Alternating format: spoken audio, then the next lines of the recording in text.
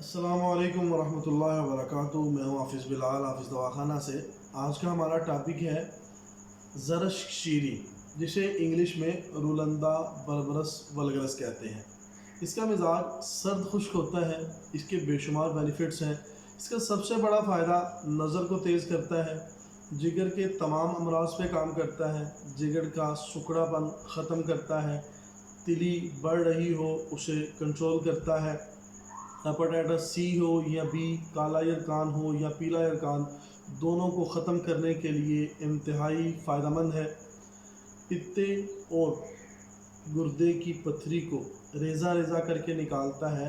Homeopathic एक दवाई है जिसका नाम है बरबरस वल्गरस, जो इसी फल के पानी से तैयार की जाती है।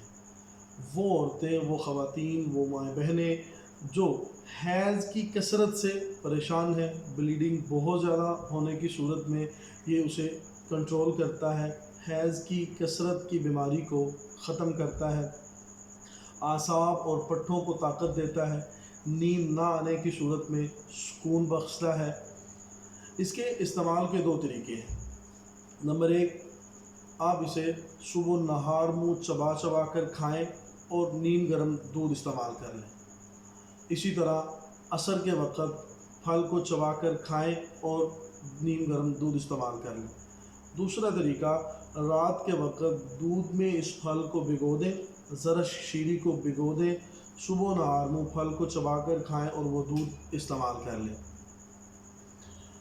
और दूध मुयस्सर ना हो तो अर्के गुलाब में भी इससे फ़ायदा उठाया जा सकता है।